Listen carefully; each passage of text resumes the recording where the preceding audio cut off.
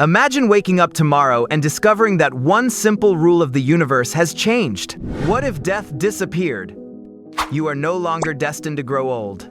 The wrinkles on your face will never appear. Your muscles will never weaken.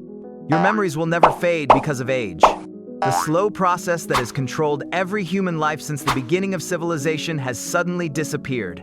For the first time in history, humanity has escaped the one enemy it could never defeat: time. What if humans could live forever? At first, it would feel like a miracle, a gift from the universe itself. You would wake up every morning knowing that your life has no ending. You would no longer have to count the years left before your dreams become impossible. There would be no more fear of getting too old.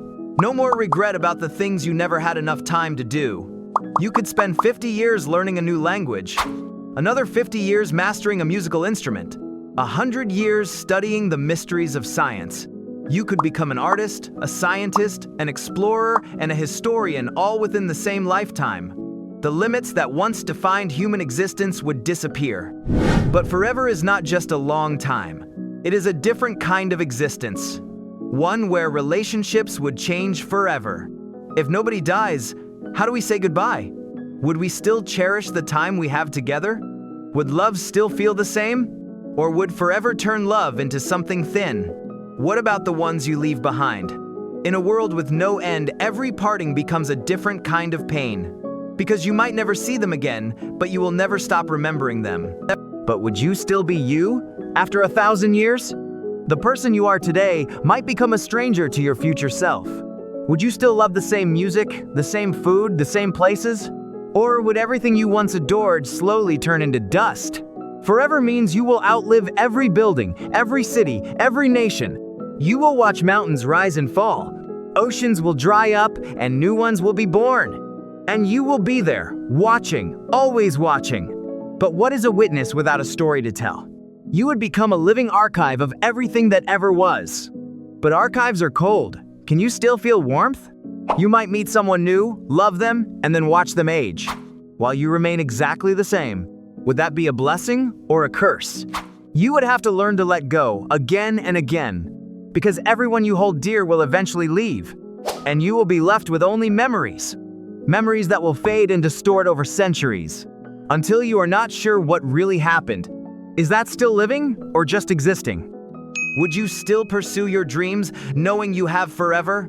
Or would procrastination become the new eternity? Without urgency, what would drive you forward? Maybe you would become a master of everything, but an expert in nothing, because you can always start over tomorrow. But what if tomorrow never comes? Oh wait, it always comes now. The very concept of last chance would vanish. And with it, the beauty of a final goodbye. Would you still treasure the sunset if you knew you'd see a million more? Or would it just become background noise? You might decide to travel the entire world. Every mountain, every desert, every island. But after a few centuries, would anywhere still feel new? The thrill of discovery would fade. And you would long for the feeling of not knowing. But mystery is a luxury for the mortal. You would know the answer to everything eventually. And knowledge without wonder is just data. Would you still ask why? Or would you just accept everything as it is? You might become a teacher, passing on your endless knowledge. But would anyone want to learn from someone who has seen it all? Wisdom without empathy is just cold advice. Can you still feel what others feel after so long? Or have you become a statue of your former self? Forever would test your patience like nothing else. Waiting would become your full-time occupation. You would wait for rain, for spring, for a friend's return. But some things never come back. And you would have to learn to live with that forever. Society would change. Families would become sprawling dynasties. Generations would overlap in confusing ways. Who would be the parent, the child, the grandchild? Titles and roles would lose their meaning. You might outlive your own children, and their children, and theirs. Would you still call them family? Or would family become just another word? You would witness the birth of new traditions and the death of old ones. But would you still celebrate anything? Celebration requires the rarity of time. You might decide to write your memoirs. But where would you begin, and where would you end? Your story would have no arc, no climax, no resolution. It would be a flat line, stretching into nothing. But maybe that's okay. Maybe peace is found in the flat line. No more highs, no more lows, just being. But is that living, or is that just lasting? Maybe you would choose to forget. To wipe clean the slate and start fresh, like a new child. But can you truly forget when forever is your witness? You would ask yourself, what is the point of all this? If there is no finish line, why run the race? Maybe the answer is not in the destination, but in the movement itself. Even if the road never ends, each step is still a choice. And choice is what makes you human. So even in forever, you can still decide who you want to be. You can change, evolve, transform. Forever doesn't have to be a cage, it can be a garden. You just have to keep planting seeds. And every seed is a new possibility. You might find joy in the smallest things. A drop of dew, a ray of light, a child's laugh. Because in forever, the ordinary becomes extraordinary. You would learn to see the universe in a single grain of sand, and that might be enough. But what about the ones who don't have forever? Would you feel guilty for your gift? Or would you try to share it, even if you can't? The burden of immortality is not for the faint of heart.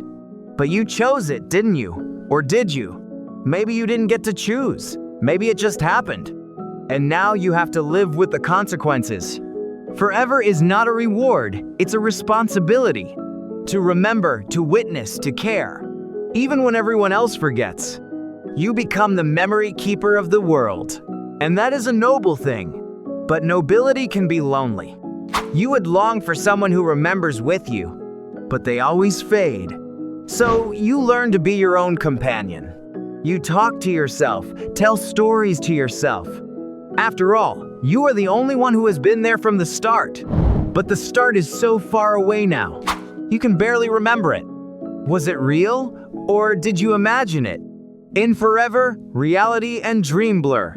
You might start to wonder if you are still alive. But the sun still rises, and you still open your eyes. So you keep going. Because that is what you do.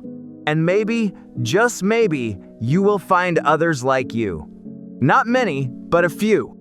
And in that shared eternity, you find a new kind of family. Not bound by blood, but by time. And you realize you are not alone. Forever becomes a shared journey, not a solitary sentence. And you think, maybe this is what it was always meant to be. Not an escape from death, but an embrace of existence. So you live, truly live, because forever is not a curse. It's a chance to love again and again.